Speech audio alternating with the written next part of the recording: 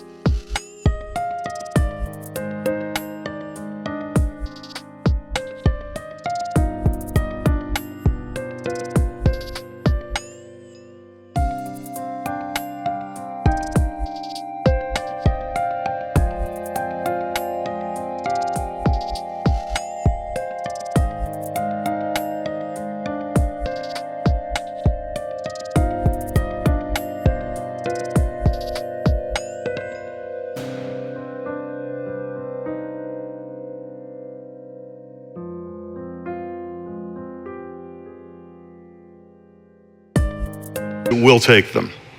Now, to be fair, I think they thought that they were signing up for like a 1 or 2 night sleepover. Right.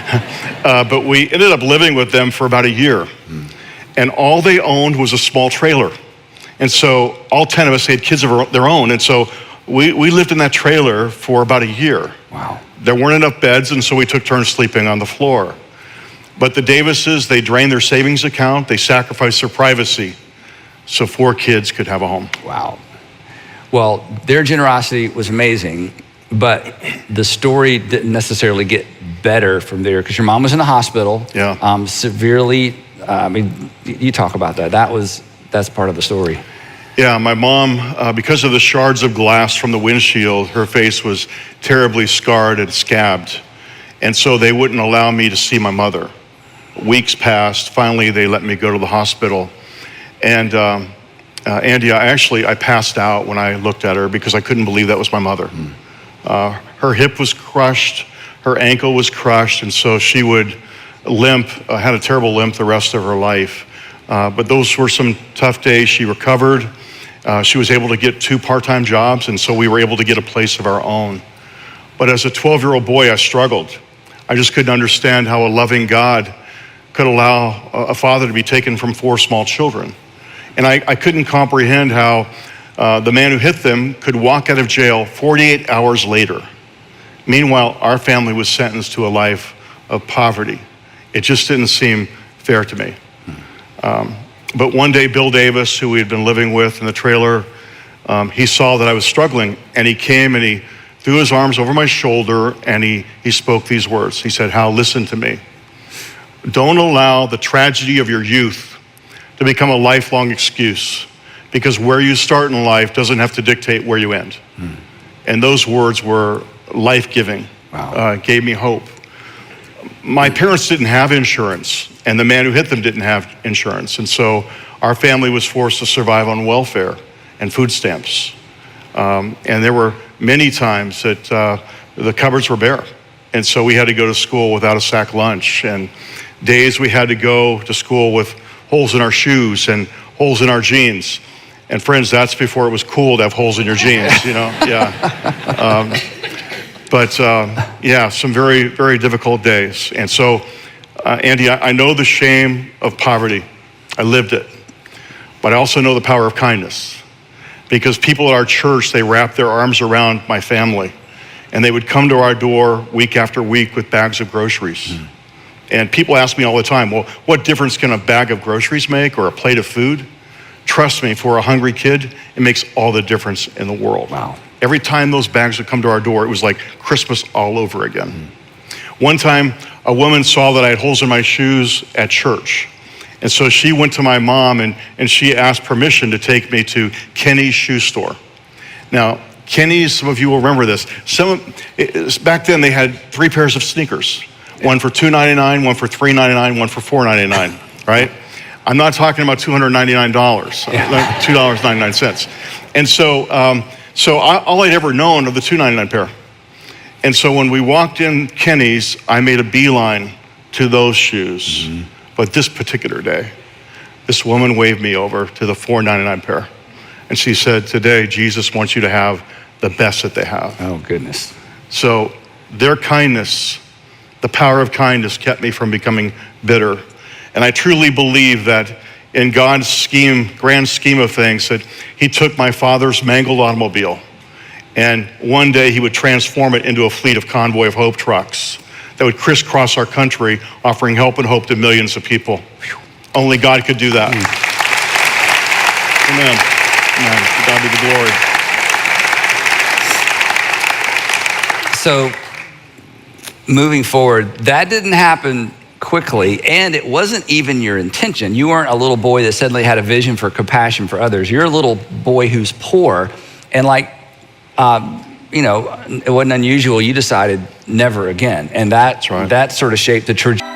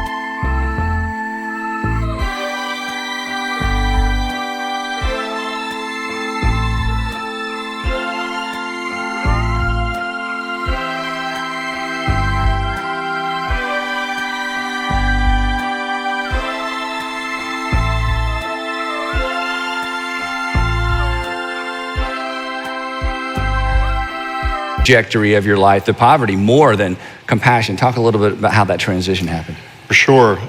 When you're raised poor, you begin a quest not to be poor anymore. And that was certainly the journey I was on.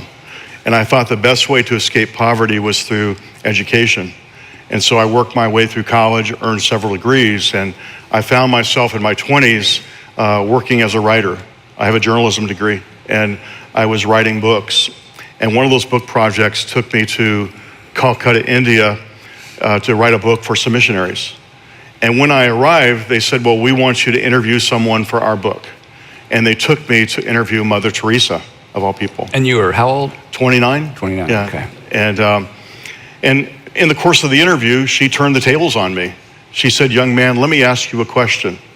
What are you doing to help the poor and the suffering?" And I figured it was probably not a good idea to lie to Mother Teresa. I told her the truth. I just said, I'm really not doing much of anything.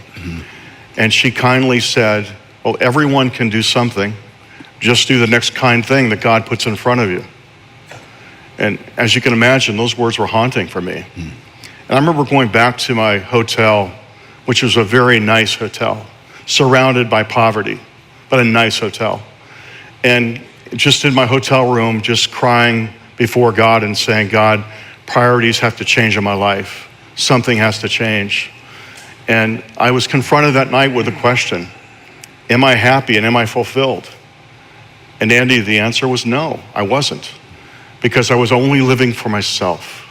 I'd forgotten what my father had taught me, that the key to happiness and fulfillment is serving others. Be rich, serving others. And so that night I just really said, "God, you need to do a work in my life." And I came back to the States, and I just continued to pray, "God, make some changes in me." And I felt one day compelled to do something quite unusual, to travel to 8 cities and to live in the streets for 3 days and 3 nights. And before you tell more of the story, you were already married. Yes. Yes. Amazing woman. So tell us about that conversation. Honey, I feel compelled. Well, yeah. I did. And I haven't shared this a lot, but she can validate it.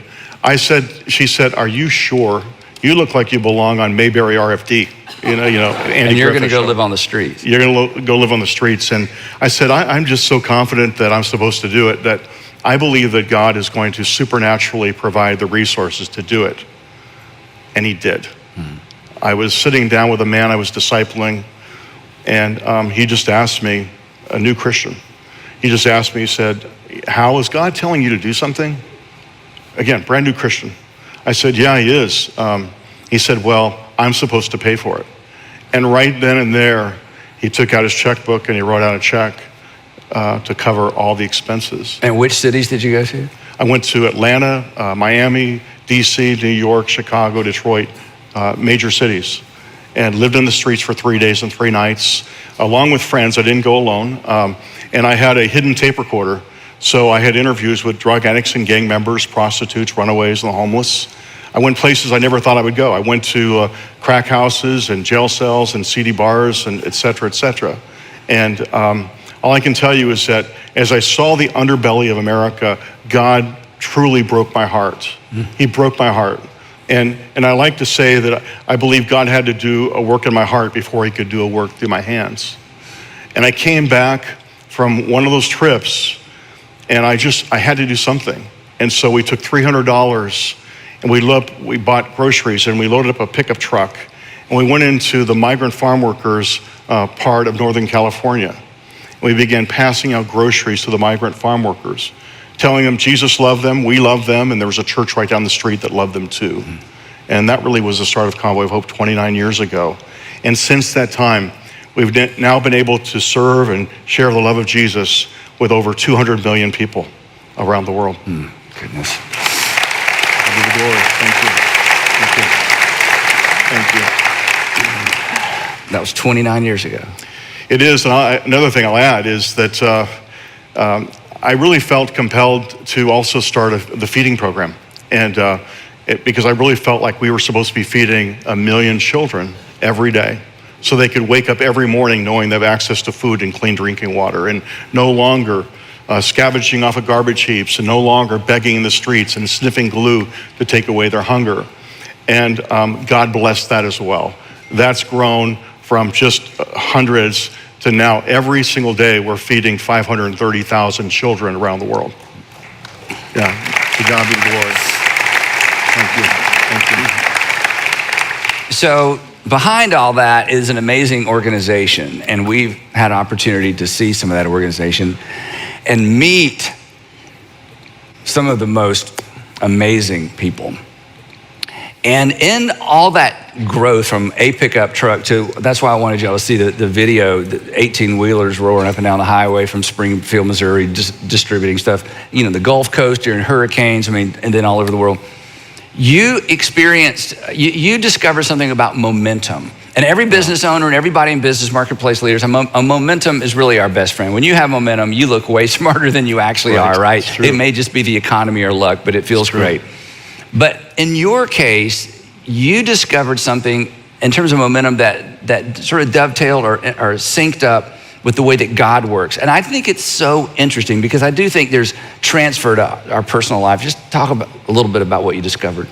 Certainly in the early days, probably the first decade, I thought that we could create momentum by simply tweaking the organization and with minor changes, we could create it. But the longer I've been at it, the more I realize is that you don't create momentum as much as you invite momentum. You invite it. And at Convoy, about 12 years ago, we invited momentum into the organization. We repositioned it, if you will, underneath God's spigot of blessing. And when we repositioned it, everything seemed to change. And sometimes I think we have to reposition our businesses, our ministries, even our personal lives to really get into the flow of God's blessing. We did that 12 years ago, and we've been growing at 20% a year for 12 consecutive years. That's amazing. And specifically, what did that entail? Because I think that's fascinating. I think really the main point is that we aligned our expectations with God's plan. We really began to seek, what is it you want to do, God, rather than what we want to do. And we changed the question. The question was, for years, how do we grow Convoy of Hope? The question changed to now, God, how much can we give away? Who can we bless? Be rich. Who can we bless? And so instead of building another charity, it's how do we empower the church and become a channel of blessing to the church? And we recommitted ourselves to linking up with the local church. Everything Convoy of Hope does in the United States and around the world is in partnership with local churches. The thing that has been so motivating to me as a leader and as a pastor is, as organizations mature, there's a shift that happens. When you had a pickup truck full of groceries, there wasn't much to protect, right? There wasn't a lot of risk. You weren't trying to protect anything. There was nothing to protect. Now that you're an international organization, a huge organization, the temptation is always, we have to protect our asset. We have to protect. And then people begin to close their hands around this. And that decision those years ago, as I've heard you tell this story, was really kind of your way of saying it, no, we're not here to protect anything. Right. That's right. And consequently, it really, the wider our hands are open, the more God can put in our hands. And I just, even as a leader, that's so motivating to me. Now, that kind of dovetails into what I think is one of the most fascinating things. And I'm going to get this a little bit out of order, but being involved as I have and tracking along with you, one of the things that always amazes me, and I asked you this the last time I had an opportunity to interview you, was your organization, Convoy, responds quickly to emergencies and natural disasters. You can predict a hurricane, natural disaster, but there's a lot of natural disasters. You just wake up and look at the news and, oh my goodness. You're always so quick. So my question was always, how do you budget for a natural disaster? How do you budget for an emergency? And so my thought was, well, they must just hoard millions of dollars waiting for the next earthquake, like what's happened in Morocco. We'll talk about that in a minute.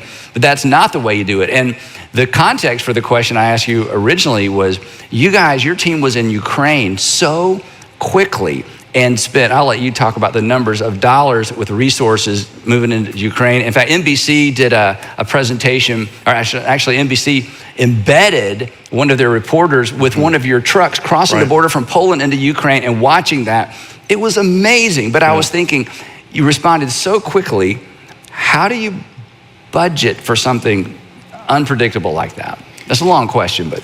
Yeah, so, we really believe in the importance of humility and reliance on God. That's kind of one of our core values. We're going to rely on God. And so we don't budget for disasters. We don't. When we deploy our relief teams, they're told to go and meet as many needs as they possibly can. We want to be driven by need, not money. okay? And so in the case of Ukraine, we sent the word out that we were on the ground, and people responded.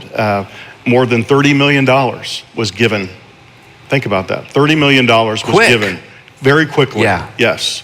And Convoy of Hope has been able to take that $30 million and translate it into $60 million worth of aid that has reached Ukraine. We're working with 350 churches. In country? In country, wow. Yes. And so they're like compassion hubs. And there are distribution points, if you will.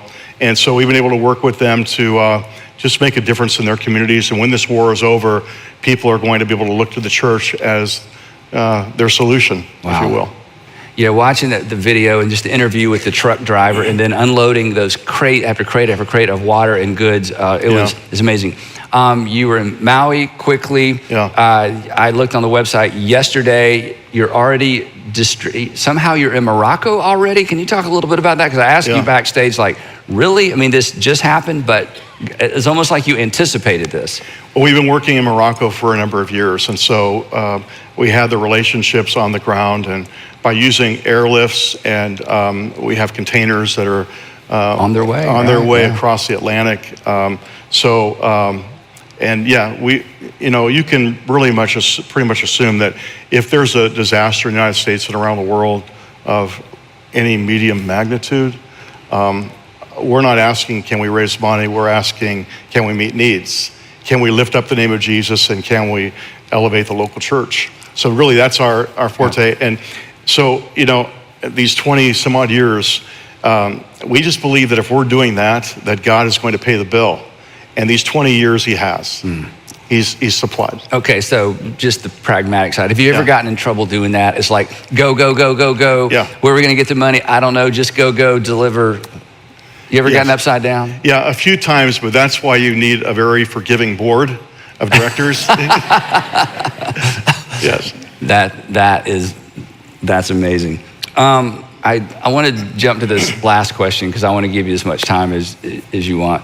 So one of the things that Hal is, in some ways he's an ambassador to the church because Convoy does so much through the church and has the trust of so many pastors, all different denominations. I mean, I've been with. Thank you. I mean, it's amazing, and I feel like Hal has earned the right to speak to the local church, even though he's not a local church pastor, because of the breadth of his experience with the church, both in the United States and all over the world. So I asked him permission to ask this kind of two-part question. So I just didn't want you to think this was a gotcha question. And I've asked him to, and one of the reasons we trust Convoy as an organization is because Hal in particular stays in his lane and keeps Convoy in his lane. And by that I mean they know what they're good at and they do what they're good at and they stick with what they're good at and they let other people do the rest. Thank you. But because of that, sometimes Hal is a little bit shy about speaking outside of his lane. So I said, Hal, I'm gonna ask you to leave your lane and speak into our lane as a local church or the church in general.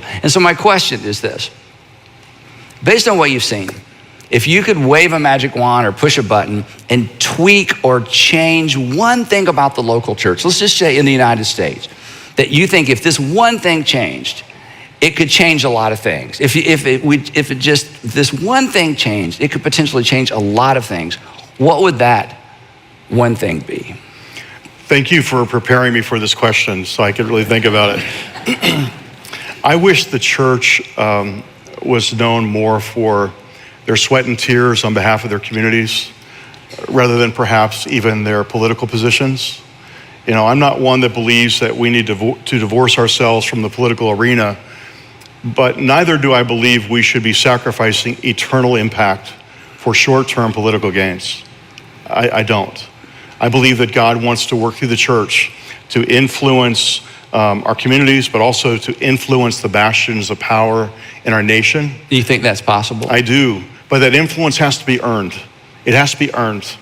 And it's earned through the sweat and tears on behalf of our communities. So I think it was last Sunday or Sunday before, I made this point, and this isn't in the notes, that sometimes I hear people say, oh, it's not enough to love. Love doesn't work. It's not enough to be compassionate. It's not enough. And turn the other cheek. I feel like sometimes they're quoting Jesus and saying that's not going to work. I'm like, wait, we're Christians. What do you mean it doesn't work? It doesn't matter if it works. This is what we're commanded to do. Yeah. So I'm sure you hear that. It's not enough just to be compassionate. It's not enough to love. I mean, does love work? I've traveled all over the world, and I have to tell you, I've never seen love fail. Not once. I've never seen it happen. And I think when you look at the life of Jesus, a lot of people today, I think they are pointing to Jesus and they say, well, he turned over the tables of the money changers. And he demonstrated some other compassionate activities, but he demonstrated, just at times a holy anger. Mm-hmm. But if you look at the New Testament, every time that he demonstrated holy anger, it's followed by an act of compassion. Every time. Mm-hmm. And today, what I see is some believers, it's rage upon rage upon rage. That's not how Jesus responded. Jesus, it was compassion, followed by holy anger, justified, followed by compassion and holy anger. There was a rhythm to it. Mm. And so today, I hope that the church is known more for its compassion than its rage. Wow. Well, you've certainly given the church an opportunity to channel their compassion in a significant and extraordinary way. Any last thoughts? Well, I know we're very excited about coming to Atlanta, and oh yeah, we didn't talk about that. We didn't talk about that. Oh yeah, because one of the challenges is their distribution center, their hub is in Springfield. So Georgia, this is kind of cool. Companies in Georgia have been very generous in the past with gift cards and with actual product. Mm-hmm. So what happens is they send their trucks down, load them up, have to go back to Springfield. So you're going to build a distribution center here in Atlanta. Yeah. So that when there's stuff that happens in the Gulf, with the Gulf Coast, you're able to talk a little bit about it. That's kind of cool. Yeah, I mean, the Home Depots, the Coca-Colas, the Cloroxes of this community have been so generous to us. And so for a long time we thought, well, we are really benefiting from their generosity. What if we had a distribution here so that we're helping the people here, but also helping the people in the Southeast? It will enable us to respond to disasters so much more quickly. Whenever there's a hurricane, we actually stage right here in Atlanta our trucks. That dozen trucks will be staged right here in Atlanta, and then when we know when the hurricane, where it hits, we rush in, but from Atlanta. So it just seems to make a lot more sense for us to be here. And I was able to connect Hal with a couple of gentlemen from our church to help find some space and some warehouse space. So we're super, super excited about that. And, if there's anybody here or listening that'd like to make a significant contribution to help get that thing built, you can just bypass us and just go straight to Hal because it's going to be a big investment. But ultimately, it pays you back because you're not having to transport things unnecessarily. So we're opening up a distribution center on the West Coast in 2 weeks, and we hope to make this happen within the next 12. Wow. Yeah. Anything else? I just want to say thank you to you. Thank you for your friendship and your trust and how you've leveraged your platform to help us help more people. And I say that from the bottom of my heart. Thanks for your friendship and your trust. We don't take that for granted. And I want to say thank you to North Point and your network of churches. Thank you so much for your generosity. When you invest in the Be Rich campaign, you're helping people like us and the millions of people that we're reaching out to every year. And so just a big thank you. Thank you so much. We're so grateful. Thank you, Hal.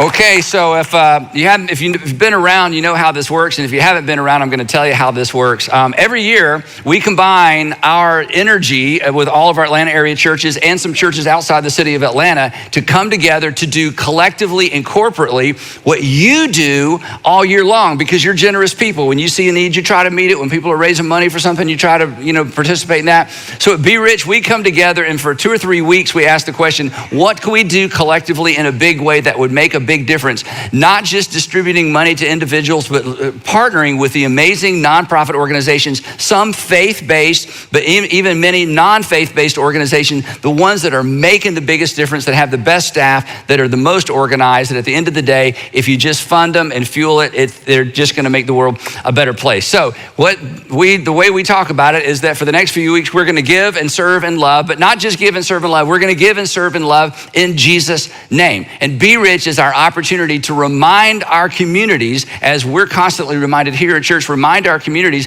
that everybody, right?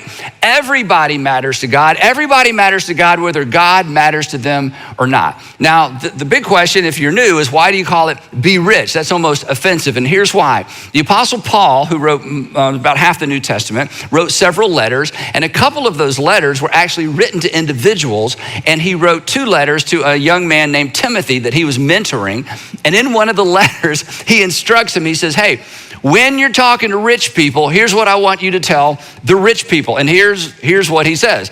He says, command those who are rich in this present world. And every year at this time, I remind you that chances are you are rich in this present world, especially when you compare your situation to other people in other parts of the world. So Timothy, or Paul rather, is talking to us, anybody who has extra, anybody who's saving for the future, anybody that thinks one day I might have enough to retire. Within the context of the world economy, that makes most of us, if not all of us, rich. And so Paul says this, Timothy, tell those people who are rich in this present world to do good, because they're gonna be tempted to not do good because they don't have to do good. And here's our phrase, and to be rich. To be rich in good deeds, and to be rich in terms of generosity, and to be willing to share. So we just snagged this little phrase and we call this our Be Rich campaign. We want to be good at being rich because most of us, compared to a lot of people, are in fact rich. Now, the reason you don't feel rich is because you know people who are richer, and you live in the world of There's big-er and pretty-er and skinny-er and high-er and faster and shiny-er. So none of us feel rich.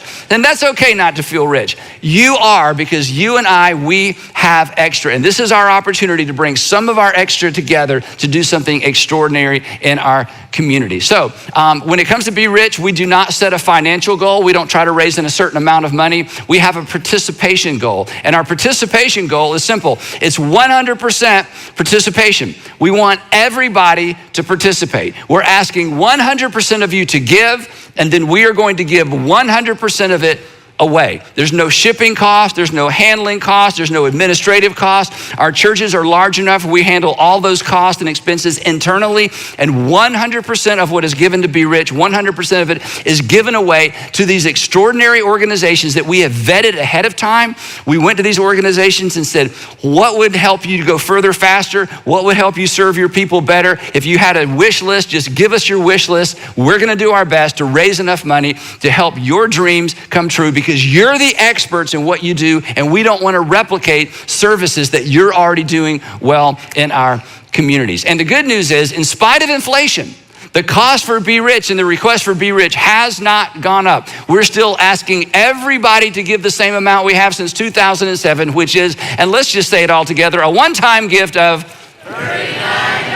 $39.95. That's it. We want everybody to give a one-time gift of $39.95. And if everybody in the Atlanta area, in our Atlanta area churches does this today, and I hope it's today, we're gonna raise about $1.4 million or $1.5 million. If everybody in our network of churches does that today and gives at that level, we'll raise almost $2.5 million. And this covers 58 really large projects for these amazing organizations. But we have vetted several $1 million more of projects just in case things get out of hand. Because every year when I ask for $39.95 and we're not gonna raise the request, many of you realize, $39.95, I won't even miss that. And you add a zero. And some of you add 2 zeros. And every once in a while, somebody adds 3 zeros. And here's why I would encourage you to consider that. Because we have already vetted these organizations. They are great organizations. We work with them all year long. Some of you volunteer in these organizations. So I hope this year's Be Rich is gonna be bigger than ever. And here's what we're gonna do with some of that money. We're gonna help these partners with operating costs, program expenses, staffing costs, capital expenses, technology solutions, and transportation. And here's why this is important. Any of you who, well, most of us who have jobs, you understand it's the behind the scenes stuff that's so expensive at times. And your customers, if you're in sales, your customers don't see all the behind the scenes stuff, but you gotta have that in order to have a product to sell. Well, the same is true in nonprofit world. Nonprofits love to help families and love to help children, love to create furniture and love to fix things and love to go into the communities and do things. But there's an office behind that. There's an organization behind that. There's administrative costs behind that. And because we're aware of that, we love to go in and help fund the things that the individuals who give to those organizations don't necessarily want to give to. So operating costs, program expenses. Program expenses are so important because these amazing nonprofits are creative and they're constantly coming up with new things to do. But if they're not in the budget, they're not funded. And we're able to come along and say, you know what? You want to do something new? Do it. We've already raised the money for you. Staffing costs. Organizations are like, if only we had another, if only, hey, you start interviewing, we're gonna raise the money. Technology solutions are so expensive, most nonprofits can't afford full-time IT people, but we come in along behind them and say, we're gonna help you fund those IT solutions. So this is strategic giving. These are game changers, honestly, game changers for these organizations. And ultimately, they're life changers for the people that they serve. So this is very, very strategic giving. That's why we're so excited about it. Jesus was clear about this, and we talk about it at our churches all the time, right? Devotion to God is best demonstrated and authenticated through love for other people, not sermons and songs.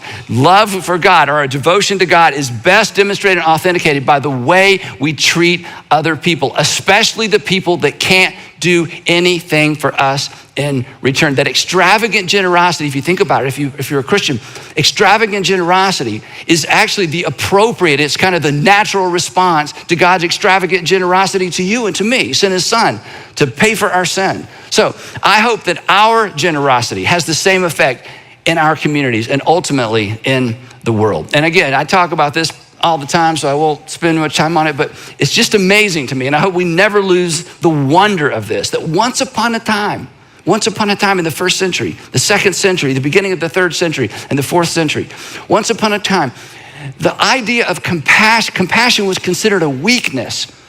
It wasn't a virtue. Generosity wasn't a virtue. Why in the world would you do something for someone who couldn't do something for you? Why would you do that? It wasn't considered a virtue.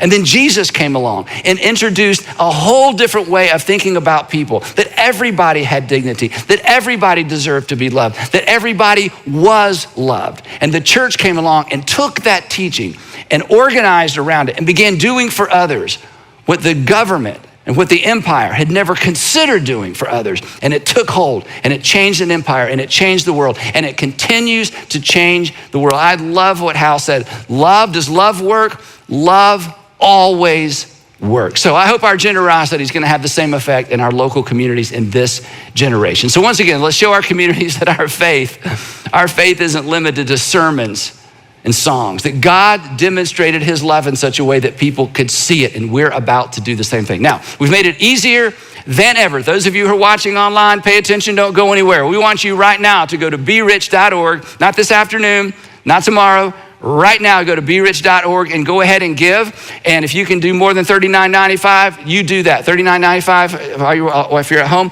If you're in the building or at any of one of our church locations, when you leave, you're gonna see some green balloons and some red balloons. The green balloons, if you have cash or check, cash, it's about this big, it's green, okay?